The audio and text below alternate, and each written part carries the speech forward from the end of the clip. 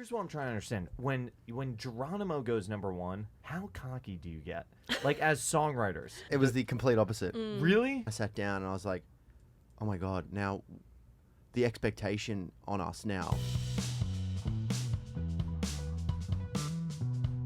So we were coming to do this, and I got a text from you guys, and you were like, there'll be coffee, right? Is there coffee? We need coffee.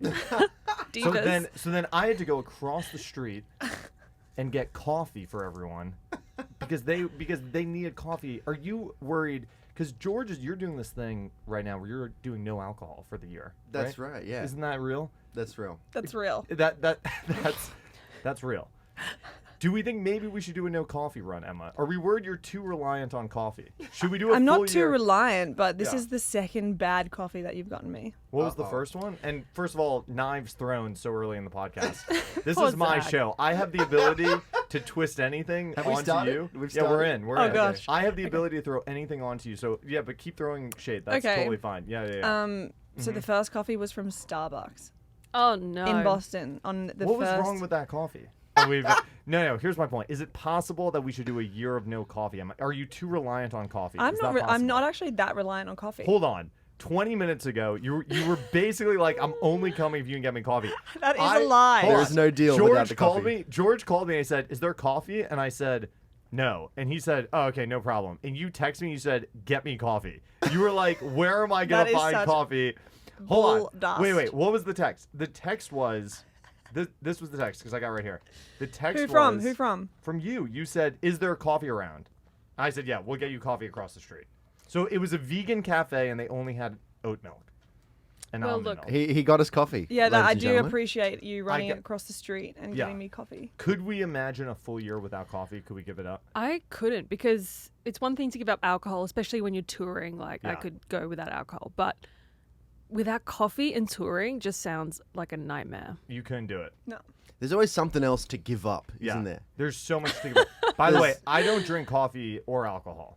So I'm living oh my proof god, that it I can feel like be you're done. perfect. You were. I was fishing for that. You're an Adonis. I was fishing for that. I think we could do it. What do you do in the mornings? What do you mean? What do you mean? Do you have a tea? No. I don't You do just that. wake up and you're stimulants? like, Yeah, whatever energy you've ever seen me at, that's completely... that's why your That's energy is so natural. low. No, I think that's why it's so high. What are you saying? Don't even joke about that. What are you talking about? Zach is regretting bringing Emma on the podcast. That's why it's so high, the energy. Okay, hold on. Here's the point. Shepard's in the studio. We're celebrating Sheppard today because they've got a new album out. And it just went #1 in Australia, right? That's right. Yeah, we got the #1 Australian album, which is big news. Who calls you when that happens? Well, it's all on Instagram now. It used to be you'd get a heads up, but Aria have sort of changed it. They post it on Instagram, and that's when everybody, your managers, the label, everything. It's all on Instagram. It's all like an announcement And that was they that do this on morning? Instagram. When they post it? It was 2 a.m. Yeah. 2 a.m. this morning. We've had a Yes. late night. So were you up celebrating? We were up sort of like silently cheering, yeah. I have a confession. Yeah. I fell asleep at midnight. Same. So you woke up at 2 a.m. or you just slept I through woke the up at announcement? 5 a.m. to check my phone because I woke Yeah. up and I was like, oh, I fell asleep, and checked my phone. I was Yeah. like, oh my god, yeah, we made it to #1. And then I went back to sleep. And was everyone calling you? I woke up to go to the bathroom at 1:50. Okay. No joke. And then Unrelated to the aria. Yeah. You just had to pee. I just had to pee. And And then then excitement. and then Too much coffee. I was like, I Yeah. gotta stay Oh, up. yeah. I've got to stay up for 10 minutes now. And my heart was just racing. Who would have taken it? Who even had a shot? Who would have been who was the competition? Well, I'm actually a bit of a fan of the band that came in #2, Pond. So they're one of the guys from. He plays in Tame Impala. Oh, in Australia. So they almost had a shot. They had a shot. They Yeah. had a great shot, and they're a great band. So I'm actually like kind of bummed because I'm a fan of them. You're bummed. I'm bummed. Yeah, for why- it. Don't lie. I'm bummed for Yeah. that. Get I'm out of so here. bummed. So who calls you? Are there people that like never talk to you guys and then it goes #1 and they text you like they're your best friend or whatever? Friends from high school that weren't, or bullies from high school. Well, exactly. Yeah. Is that what happens when the record goes #1? Yeah, it's funny how the bullies change their tune. Yeah, it's, yeah. It's amazing how like they come out of the woodwork and they're like, "Hey, man, Hey, congratulations! Congratulations on #1. So on the nice. #1 album. It's so right? nice to see you doing so well." And I'm like, "Wait, Yeah. you're the guy Yeah, that." it's like, I'm currently working with Shabani. We'd love to send you awesome. What do you mean? Like they're working at a Chobani? Or like, yeah. In corporate or whatever. For Can we send you some like a hat to wear or something on the Zak Kuhn Show? I had one of Yeah. my bullies reach out once when we were with Scooter Braun. No, you didn't, really? And he reached out to me and he's like, "Hey, I've been working on these songs. I was just wondering if you could get him to Scooter." And I was just like, "What? You're the guy that just made fun of me all through high school." Really? And then, Isn't that the best feeling though? Isn't that why we're all trying to do this? Yeah. Is just to show the That's why. bullies. that's the whole reason. Yeah. Show the No, bullies. I would say like most of our supporters and family and friends and fans, have really gotten us over the line, and they've been there with us this whole time through the campaign, and yeah. Way to bring it So- back to the positive. Yeah. Yeah. Yeah. We're here for the positive. Don't It's worry about the mostly- bullies. It's mostly about the bullies. It's like, what is your why? When you're making goals. It's like the to bullies. To show the bullies. It's to show the bullies. Pretty much. Yeah, exactly. But the record's out right now and the response has been insane. And it goes number 1. When you guys going back to Australia to play a show on the record? It's gonna be a minute, right? Yeah, so we have a festival called Savannah in the Round in October, and then I think we're going to tour around that. Okay. Yeah. So just wait. If you're a Sheppard fan, just make it to October. Yeah. And the band's gonna be coming. just hold on. Yeah. Hold on. I'm so excited because we didn't really tour Kaleidoscope Eyes, which is our No. previous album, Yeah. because it was 2020. So we wrote Kaleidoscope album in 2020, and that was great. That was a great year for us. We wrote and released a song every single month, and that was a huge challenge for us. We kept really busy throughout COVID. But then 2021, we were meant to be touring it all, and we're like, oh, the world still isn't open. Yeah. So we haven't toured all of the songs from Kaleidoscope Eyes, and our fans have been waiting a long time for us to get out on the road. Like, when was our last Australian tour, for example? Like, full tour? Yeah. It's been years and years, like 6-7 years since we've done like a proper headline tour. The demand is insane. The demand is this off the charts. Is this gonna be like the Sheppard Eras tour? When Well- you go back and do it, It'll be 2 eras. it'll be 2 hours Yeah. at least. It'll Yeah, be a joint Kaleidoscope Eyes and Zora tour. 'Cause, Yeah. I mean, like Amy said, we did like the whole 2020 song a month thing, thinking that surely by February 2021 this COVID thing will have blown over. There's no way it can last a whole year. Yeah, right, surely. right. And But so wasn't Australia like super open? Like you guys were just running around doing your thing. in, Like, No. in Queensland, was that myth? What was that fake news? Wait, Yeah. Like, did you even watch the news? yeah, Australia was like I had friends like we have a good friend Michael Chase. He flew over to Australia. He quarantined for 2 weeks, and then he was like living his life. Well, we had Victoria had the harshest lockdowns in the world. it depends on which state you were in. That news? You meant was I watching that like the news? Was I supposed to know about that? Yeah, we did have some crazy rules that the rest of the world didn't have, like the quarantining. Yeah. For 2 weeks, and people like missed family members passing away and all sorts of crazy shit that was happening all around the world anyway. But Queensland, we actually there were periods of time where we didn't have any COVID, so we were allowed to just move That's about what our I'm day. referencing. Yeah. But then there was one COVID case, and the premier would shut down the whole Shut down state. the whole So thing. there were brides who were like ready, paid for catering, yeah, on their wedding day, the poor lockdown, brides. The Oh. brides, and everyone had to lock down by midday. And they just have to be like, Like wedding ruined. and they're still not married. That was not on your bingo card Divorced. for the or they're divorced. Yeah, exactly. Here's what I'm trying to get though about you guys, because I was just on the road with you guys for like a week and a half, and we were in the van and like touring and doing the whole thing. And George, here's what I've figured out: every song of yours and Amy's and the songs you guys write are so good. They're all so catchy. Like I love this he's catalog. just figured okay? it out. I've just figured it out. I just had this thought, but I don't understand because I don't understand how you guys learn how to do this, because you're a massive Coldplay fan, right? I am, Are you yes. guys all Are you all Coldplay fans, or is it mostly George just being like a Coldplay weirdo? George is like a super Like, fan. he's George Coldplay is a super weirdo. fan. Like, I'm a is that- Coldplay. We're all Coldplay fans. Yeah, we're fans. But George is the like a super fan. So I don't understand, because you were not really the music guy until you became the music guy. But do you just listen to so much Coldplay and learn how to play so many Coldplay songs that eventually you just figure out how to write your own music? Like, is that how you figure out how to do this? I just Literally. went to the University of Chris Martin, and I just kind of watched what he did. And But what does that even mean? Like, what are you Oh my watching? Like, gosh, if Chris Martin sees this, I will are die. you taking those songs apart and other songs too potentially? no, it's more. Do It's you- not so much like How'd you learn how to write a song? it's not so clinical. It's very much like intuitive. It's very like you're feeling something, and I always liken creativity. There's a difference between like the the creative side and the technical side of music. Yeah. And you can be the greatest guitar player or greatest vocalist Right. technically. I know something about that. Yeah. But it's this like intuitive nature that you have, and I always liken it to being an antenna. And creativity is like, and this is a bit wishy-washy, but it's like give it a minute. a frequency that's kind of always flying around, and life's giving you different inputs. And if you're open to those inputs and your radar is sort of like switched on, then you can pick up little clues that the world's giving you and turn them into something. And it's a feeling. I don't know. It's like you want that magic spark to come out of the music that you write first and foremost. If you're writing for yourself, then you've got to like look for that. And I think fans sort of subscribe to that, your taste in music, that feeling that you get. And if you're writing for your fans, it's never kind of going to work. You're never going to be able to please your fans like that. But you got to please yourself first and like write music that feels good to you. Like Coldplay music gives me a feeling, and that's probably because Chris had that feeling, or the band had that feeling first.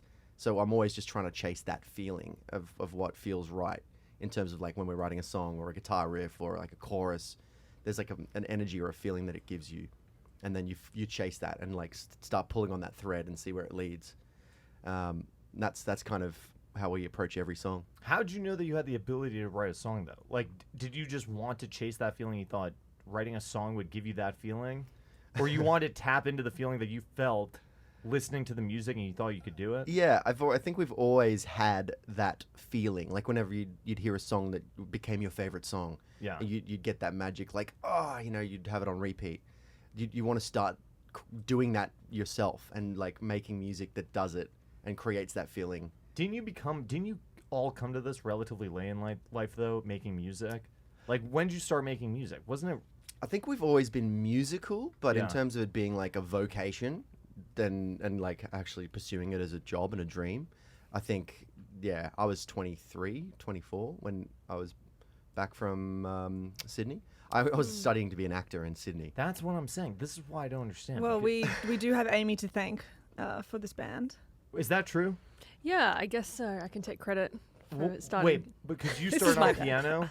You started playing guitar earlier than Yeah, everyone, right? yeah. I really wanted to be like a country artist because I really loved Shania Twain Yeah. in the 90s and like Trisha Yearwood. And I started learning country music, just playing on guitar, because I really didn't vibe piano because I had to learn with like theory and the exams. Wasn't your dad a classical piano Yes. player? Isn't he? Yeah. Mhm. Yeah. Yeah, he can read music. But he said to you guys, don't learn this way. Yeah, because he could never play for enjoyment. He still can't just play from the heart like we do.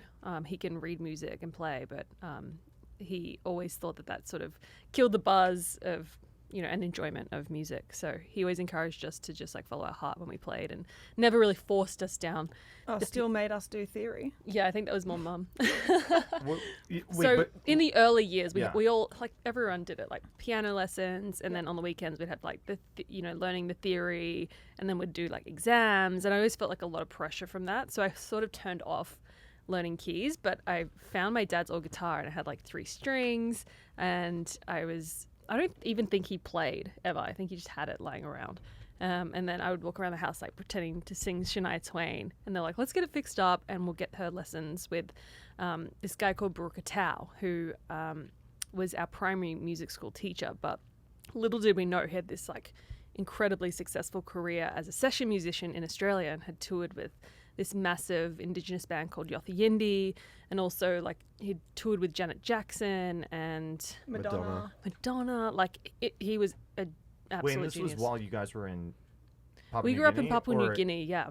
So this guy was in Papua New Guinea? Yeah, or, he's Papua New Guinean. So he was back home and became a music teacher. And he taught you basically the fundamentals of how to play guitar Exactly. and sing. Yeah. But then George came to this so late in life, because at 23, I feel like your brain is too developed to really... Not George's. To really learn how to Mine's play an still instrument. developing. But Zach, right, At that's a 36. skill. Yes, but how did you have the confidence to think that you could pick this up? I Or that still you- don't. I No, still but don't. you were. No, I but feel like you're very competent. Like you- how? He is when he was at acting school, you kind of like picked up There was a learning- piano in the theater, and Yeah. so I kind of sat down and just touch the notes. well, and, like, I just it just came out of me. No, this is what I don't I understand. will say George is like a freak like that. He is good at anything he puts his mind to. Yeah. He's very He's talented. very smart. Jack of all trades, Yeah, master of yeah, none yeah. type of thing. So he's like one of those annoying people who just be like spend a month on the piano and be like Yeah. a pro. But he can like also just hear a song and then like sit on the piano and. Well, play it's it all in, like, it's all 2 an seconds. act, Zach. I'm an actor, so I've just Yeah. I've been in this role of being a pop See, star but for the like last 10 I've years. spent my whole life playing music, and I can't write a song to save my life. I'm sure you could. No, I can't. I took a course in college, and they said the way to get an A in this class is to write 30 songs, and if you want to get a B plus, write 25 or whatever. And I wrote 30 bad songs. I never wrote a song ever again. Aw. See. I can't write a song to save my Well, life. I don't write the songs at all. Yeah. So I don't sit in on the sessions. Why is that? Because why are we stuck like this? Like know, feel like I could be an amazing songwriter. I don't know I whether can't do it though. I'm just not. I feel like I'm definitely creative in a different way. I'm just not great with words. But couldn't you And- be a great with like melody or music? I struggle with this too though. I can't write anything. Musically. I can play it, but I can't write anything. I know it is a real talent. I and bet like if you actually were heartbroken or had a strong emotion and then try to write, maybe you could. What's Emma's excuse? If you've though? ever She's fell too in love, happy. Zach, you would understand. We'll get to that later in the show. We'll talk about the. Wait, but Emma, did you really learn bass in like 2 weeks? Yeah. So what Is happened? bass not that hard? Is that the dirty secret? I'm still Like, learning bass. Is it pretty Let's be honest. easy actually to play bass? Is that the secret? Well, actually, I finished school and didn't really know what I wanted to do. I was at TAFE for fashion design, and Tastes like college. yeah, like a type of college. And yeah, didn't really have like any passion in life. And then I You weren't passionate about fashion? was passionate about fashion, Yeah. fashion. Yeah. And when I was doing the course, I did really enjoy graphic design. I hated the sewing, I hated pattern making and all that. But I was just, going through the course. And then Amy and George went to the Philippines together and recorded an E EP. Why'd you have to go all the way to the Philippines to record an EP? It was cheaper. It was cheaper to fly to What? it was cheaper to fly to the Philippines, and all the session musicians, the studio time, everything was going to be cheaper than hiring a studio in Australia. For Who 2 weeks. tells you this though? How do you know that? How'd you figure that out? Just, growing up in Papua New Guinea, there are a lot of a big Filipino community. So I think that also played a big part in it. Yeah. We had a lot of friends who were Filipino, and they sort of told us about it. and they were like, "Come over." And they had like shared our CD with like their friends and family in the Yeah. Philippines. So we actually had a bit of a fan base there. So we were like, why don't we go into a show? But this is pre anything. This on is pre Bob's anything. Way. Amy and I were a duo. We're right. No. Yeah. So we kind of made this trip and we're like, let's go and visit our fans there. We'll do a show. It'll create a bit of hype for us because, Australia will be like, wow, who's this Australian band with all these Filipino fans? Yeah. And then I think we got a random gig, like through a connection, we ended up getting a gig at SeaWorld? No. Ocean Park. Ocean Park was opening and we like played at Ocean Park. And then we had like, when we arrived at the airport, there were like a couple of fans, like a fan group had started. And they then a few more people were like, who's coming in? They're like, oh, this massive Australian band. And then word spread. And when we landed, we were nobodies. There was like just No. screaming people, like crying. It was like the Beatles had arrived, and we hadn't played a single show. We hadn't Released a single we hadn't song, officially no. released a single song. What even is that? That's a social experiment right there. It kind of was, Just because get a couple people into you. even the airport security guards were there in the crowd, like, "Oh my god!" So it was just Are like the you more the serious? crowd grew, That's insane. the more people would like join the crowd, because there was like obviously something big happening. And then we walked out. They had no idea who we were, but they were just cheering because these superstars Yeah. had just touched down, and it was this incredible experience for Amy and I, being like, That was the bug. That's That when you was it. said we gotta do this. "Yeah." And I was like, that's when I realized that I had FOMO. You were not I getting had FOMO. screaming fans at you. You were stuck with your sewing machine like the 1920s, Yeah. like I just was- sewing in the dark with a candle is what I picture. Emma the seamstress. Yeah. I was more so like missing out on time with my siblings and feeling left out. Yeah. So I Not the adoring fans. no, not that at all. She was No, missing no. us. Not Yeah. right. Yes. And then I learnt bass for a week in Brisbane with a teacher, and I just was I hated it. I was like, nah, I'm not doing this. I don't like it. What?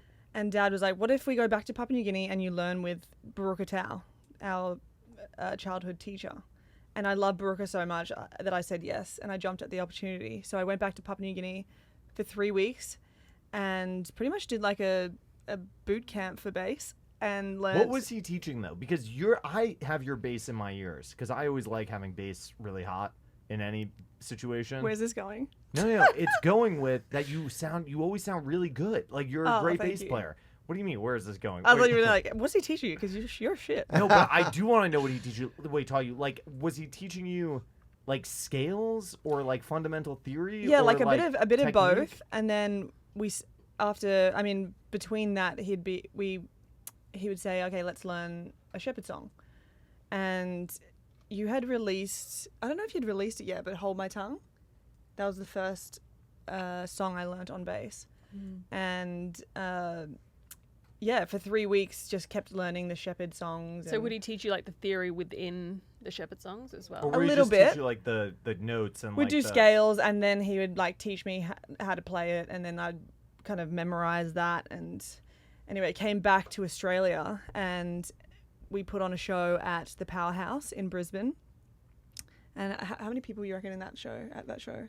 Like 150, something like that. 150, and Amy and George asked me to join them on stage for Hold My Tongue, The one final song. And you got him and did. So was this because when I was taking guitar lessons, I was seeing a teacher like once a week. Were you seeing this guy like every single day? Yeah. And when I was in Papua New Guinea for 3 weeks, every single day yeah, he would come weekends, over. Yeah. And when when Amy and George bring a new Sheppard song to the table, and then you guys are gonna go and play it live, like, do you learn it by ear, or does George show you the parts, or like how do you learn? How to I play found it? that really hard at the start and for a long time. This year, weirdly, I feel like I'm getting better at that. Yeah, you've improved out of sight. Yeah, I don't know what it is, but Yeah, we used to have to write the chords for Emma, and then she'd know the notes from learning the scales. or and then bass tabs. The bass Yeah, tabs, yeah. and then she would sort of like learn it on her own, and then we'd do it properly in rehearsals. But now I rarely need to tell her; she can just sort of hear it and start playing it, and so yeah, she's definitely improving. Hopefully, it's been 10 years. It's the, But I don't claim to be the best bass player in the world. But yeah. But it is like it does get easier to do that, like to learn songs, yeah. because And especially like the patterns repeat. What were you gonna say? I was just saying, like, I from the start probably wasn't that confident. I mean, I'd never done it before, and Dad was always, always pushing us to get out of our comfort zone and just to get up and do it. And there was times where he would make me sing at like a resort in Papua New Guinea, like sing Really? by myself. He just like made me. Where's everyone else? This Did is they get during the off bass easy? boot Are This you- is during the bass. During the bass boot Yes, camp. and I'm yeah. like not the greatest singer. I mean, I've got Amy and George to compare myself to, and they're great singers. But I can hold a note. I'm not tone deaf, but getting up by myself and singing in Yeah. front of a crowd by myself is like the most insane thing ever. And Dad would make me do it. Isn't I it- guess that's like, sorry to cut you off. No, yeah. I guess that's been one of our biggest assets is like our parents really believed in everything that we did and really pushed us, not in like a stage mum way, but really encouraged us to get outside of our comfort zone. And they were like, if it doesn't work out, like, doesn't matter, like, move on. But I think that really helps with your confidence. Yeah, they weren't like, no, you got to go and do a law degree first. You know, they were sort of just like, this is your dream, then it's our dream too. Let's just give you the confidence that you need to chase your dreams and believe in them. And so after we signed with Chuggy, he was Your like, manager, Chuck. yeah, our manager Chuggy, he was like, okay, now that I can see that you guys can play it live, he booked us a world tour playing at festivals, huge festivals. Like one of the first stages I played on was Oppie Copy in South Africa. And that was insane. And then I would get off stage and people would be like, you need to smile more.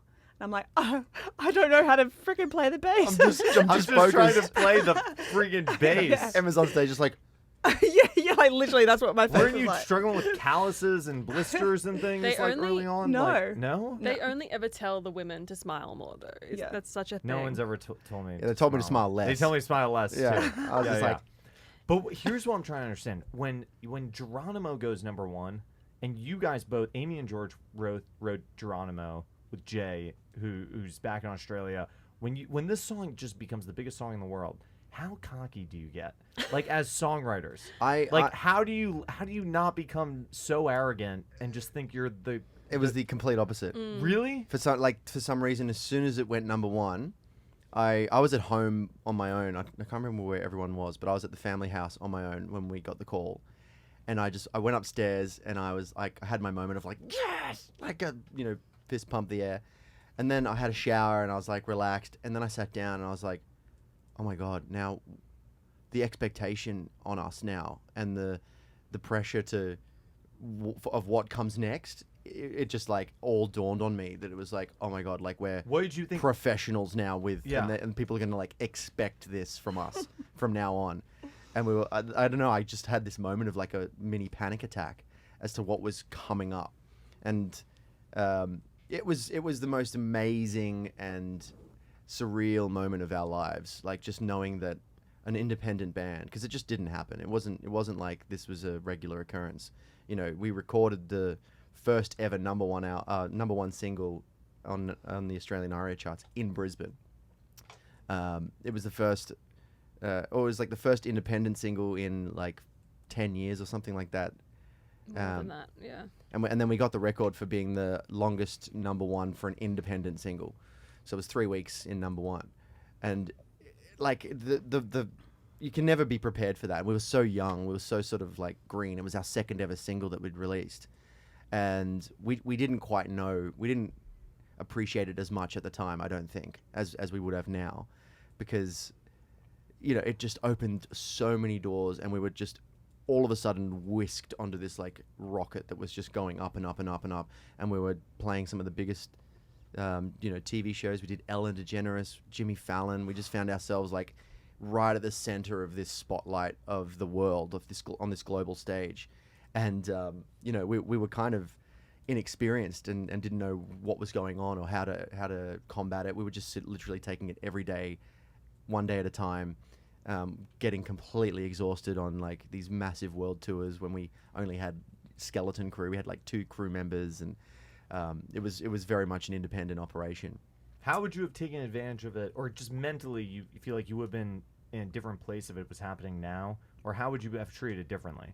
Or you can't even think about that, but you said that you feel like you didn't. What did you say? You didn't appreciate it as much as you think you maybe would have now. Maybe because it just happened so fast. Yeah. It was kind of just like that feeling of a rocket ship taking off, and you just hold on. And I think if it was to happen again, I'd be a bit more enjoying the ride rather than like stressing out about it. And I guess also, like we're dealing with labels coming at us, and we're dealing with like charts. I'm like, what chart is that? That's an American chart, but you just don't really know what it means. Yeah. And you're like, this would make me so cocky. I would love all of this. It's like you're already so cocky. I mean, this would enhance it. But I can imagine the pressure, right? Like.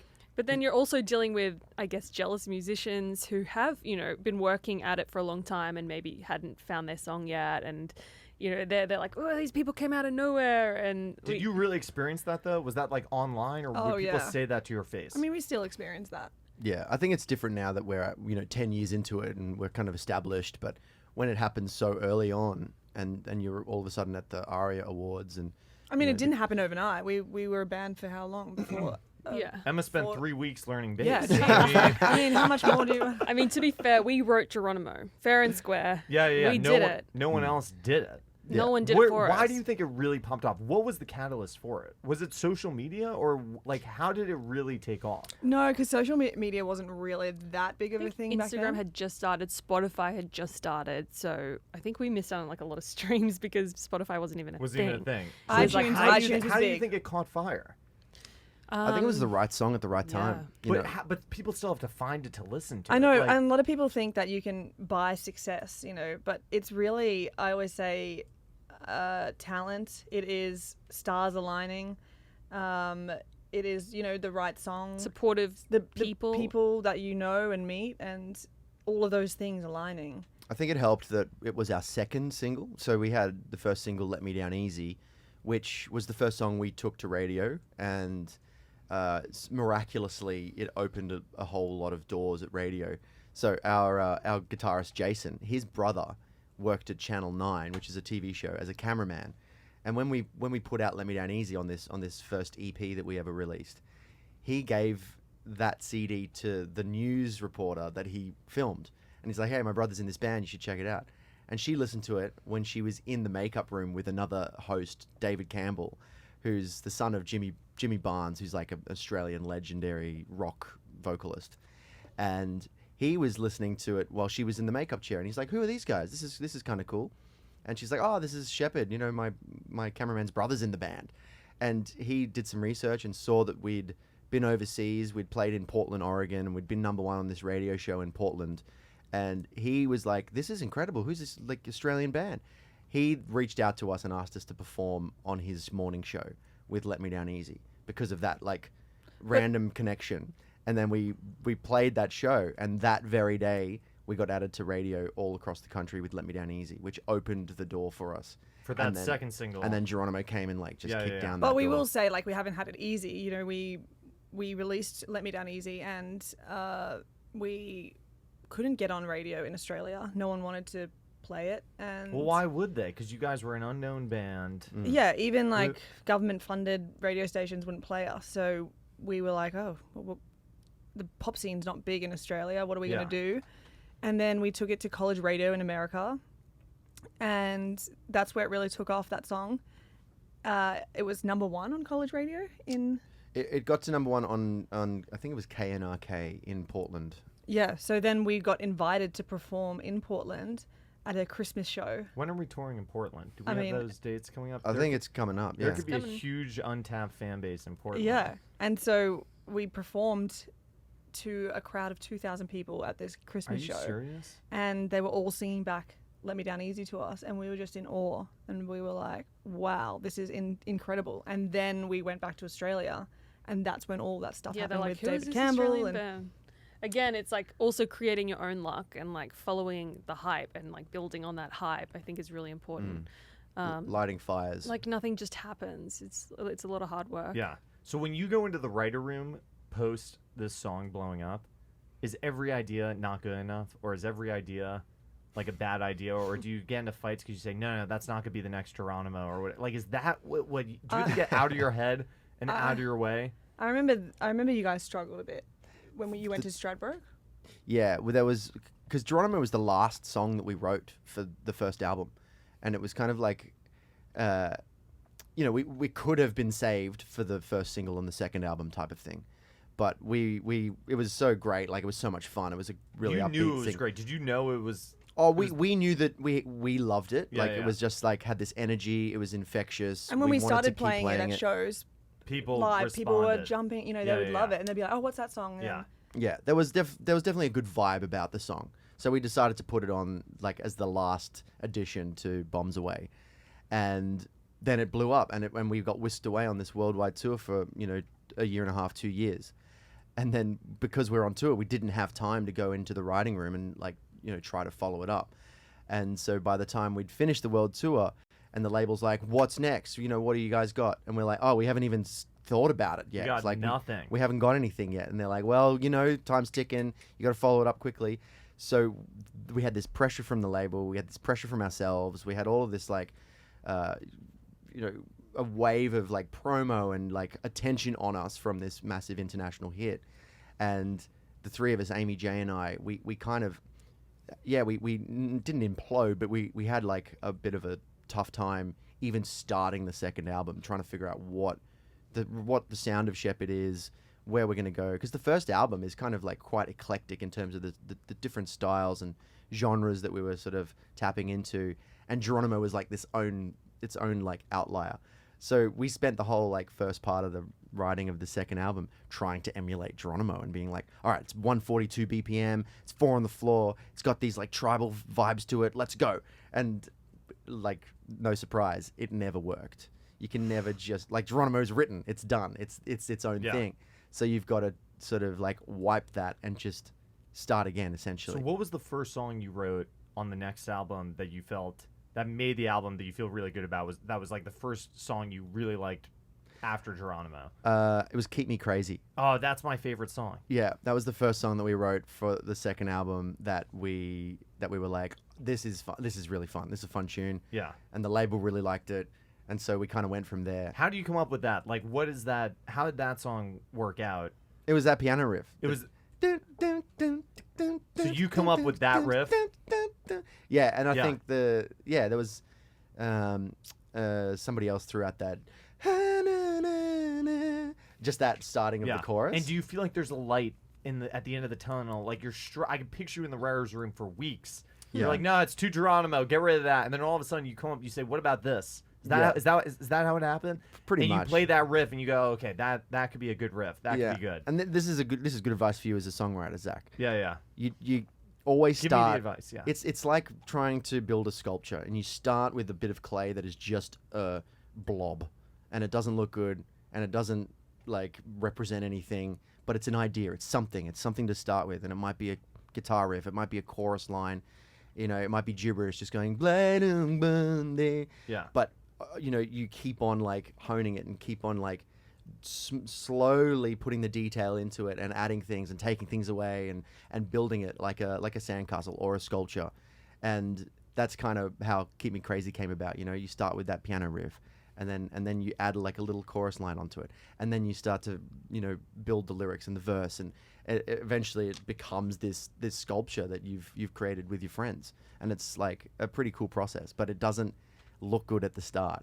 And anyone out there who's a songwriter and is trying to learn how to write music, don't be afraid of the blob at the start. Also, I think this was the first time we were collaborating with other writers. We were in LA when we wrote "Keep Me Crazy" with Pete Thomas and Kyle Moorman. And I think that really mixed things up, got us outside of our heads as well. I think that was really instrumental to us, like starting a new page and like leaving Geronimo as its own thing. Because after Geronimo, I think we felt pressure to always write our songs with just the three of us. And we were like, no one else is going to come into this genius songwriting circle. Why mix it up? It worked. Right. Why mess with it? But then after Geronimo, I think we had too much pressure. And so we just needed somebody to come and shake it up. And there were three, very strong-headed writers in Sheppard that had different sort of ideas of where it was supposed to go. And so we kind of needed that person to come in and be like, oh, you guys, this is the overarching thing of your three ideas, and here we go. Like, you can go in this direction. It just helps to shake it up, and that was like the first trip that we really found the value in collaboration with other songwriters and producers. That's great advice, because I'm trying to write a hit song, because Yeah. I want the money that comes with it. So so any advice I can take to write a hit song. At what point in this, I think between the second album and the third album, you had a crazy vocal situation, right? Like you had to get vocal surgery. I did. Because what was going on with you? When was this in the timeline?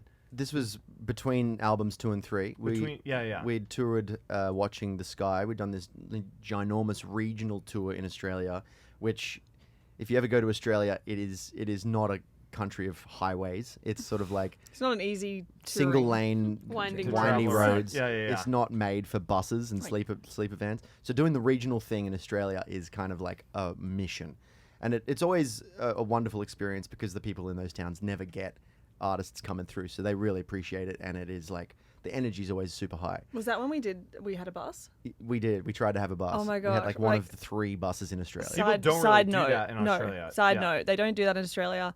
We had this one bus and the aircon broke down.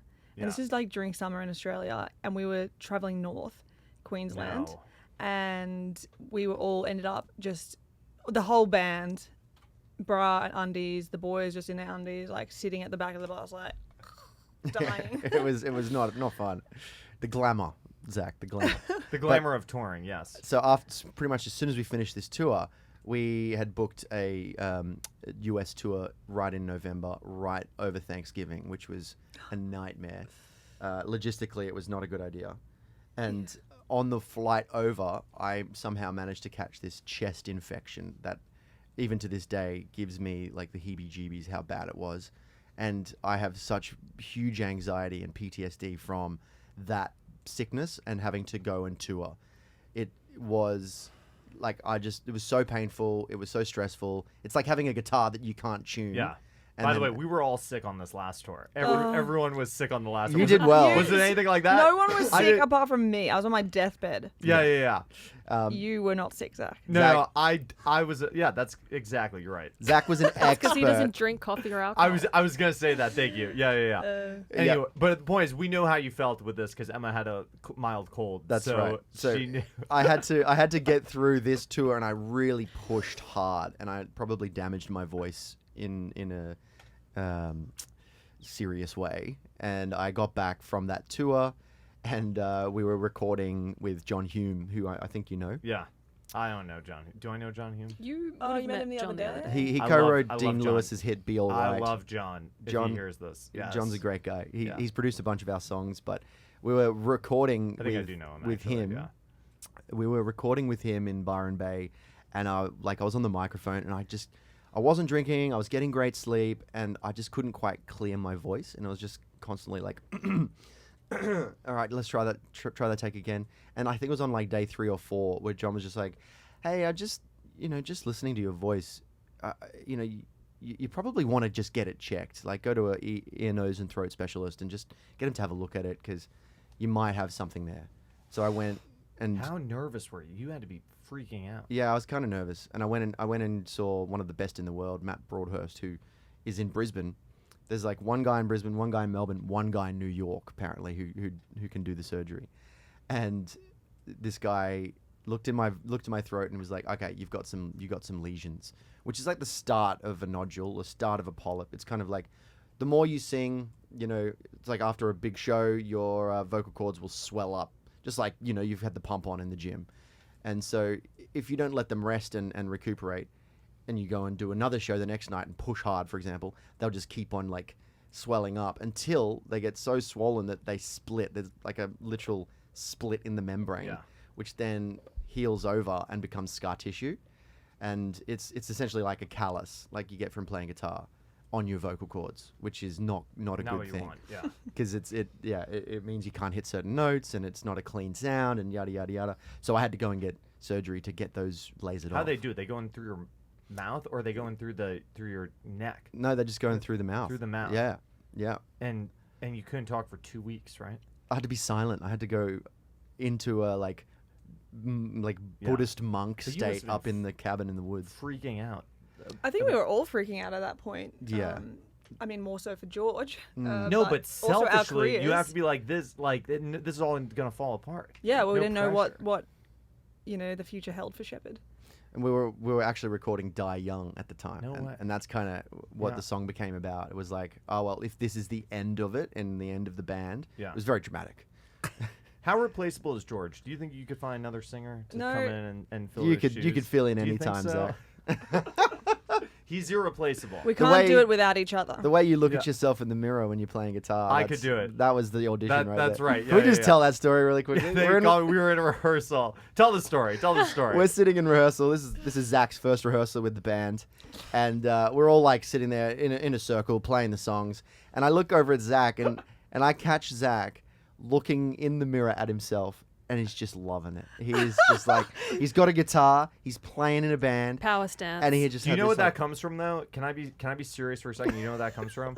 That comes from like performing on stage, and sometimes watching videos back of me performing, and then thinking I look like really awkward, or you think like sometimes you think you're doing this like massive gesture on stage, and you watch the video back, and it's like this very small thing, or it doesn't look like the way you do it. Yeah. So I was looking at myself being like, is the way I feel like I'm standing actually how I look in the mirror? Is the sexiness I'm Is feeling? the sexiness I'm feeling actually translating? And George just caught me like the wrong at time. the absolute best time We had to to catch stop. me in that moment. We had to is stop the song. yeah. It was too much. Here's the point, though. The new album's out now. It just went #1 in Australia, so we're celebrating Zora, the new album. How many songs are on this, by the way? 16. There's 16 songs on this album for all you Shepard fans to go listen to. Some of them are quite good, actually. No. Most of them are actually really good because we're playing them on tour. I'm telling you, Daylight is incredible. Good Time is on this record. Some of these songs have been out for a while. Yeah, it was a Already. long lead into this album. Yeah. It just kept the date kept changing on us. Really want? You want to talk about it? It feels like you want to talk about it. Oh, just no. We had this album ready for a while, and we've always wanted to get it out, but again, things have to align, and the what record has label. to align? Who's telling you guys what to do? What's getting in the way of just Taylor Swift? Taylor Swift got in the way? Yeah, I mean, Why does Taylor Swift get in the way? there's a lot of like silly considerations that you have to sort of make when you're releasing an album. I wish that you could just be like, hey, that's it, the album's done, put it out next week.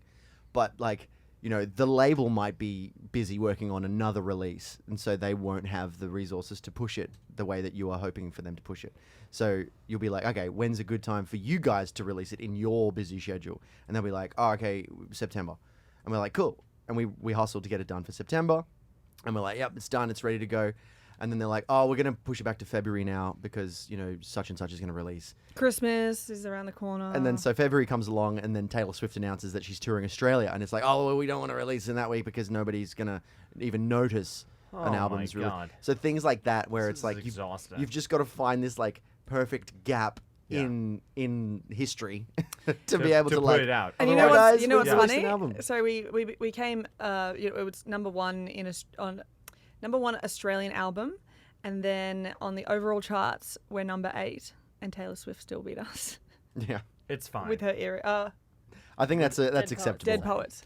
Dead Poets. Yeah. Whatever. It's funny. like nearly impossible for an independent, because we're independent in Australia, to beat Taylor Swift. Like, it's so impossible for if you're the everyone first, to. in Australia now, it's like if you're the number one Australian, like that's the main chart, because it's just like, oh, we're Australian, like we're not going to beat Ed. We're Sheeran. Australian. Like, of course we're not going to beat Taylor Swift. Yeah. TikTok coming up. And this tour, so we just got off this tour where we were all over the East Coast, and this was so crazy because you guys haven't toured the East Coast in 6 years. You haven't toured America in 6 years. We sold out, not we, because I'm not, this is mostly you guys. You sold out like every single date on this tour. The fans were screaming every song, and not even drama. Like they were singing deep cuts, weren't they? Like, yeah. I thought it was crazy. Like people were obsessed with these shows. So they were did we. so happy to be there. I think it really took us by surprise. We weren't quite sure if we even sell out 200 capacity after not touring for 6 years. Yeah. We'd been releasing music, and we could see that our songs stream really well in the States, but you just can't really, because it's different, predict whether they're going to come to the show. And so to have people come with such enthusiasm was a really welcome surprise. It was a huge relief as well. Because now we're going to go out on the road again. We'll have to hit the East Coast again at some point. But now I guess we have a bit more of a gauge that it's like, okay, yes, people know our music. They know that we sing those songs. And I feel a bit more confident going out on the road now. I definitely think one thing we struggle with, because we have lots of streaming stats in America, but I think because our songs are added to to playlists, that some people just love the song but don't know who sings it. Who it is. Yeah. So we do have that problem, and that's one of our goals in America, is to connect the dots there. Yeah, because sometimes we'll play a festival and people will come up to us afterwards and be like, oh my God, like Coming Home is my running jam. I just had no idea that you guys sung that. And then another person will come up and be like, Geronimo is like my high school song. So it's really nice to like do the shows and have people realize that we have like a few songs under our belt now. Yes.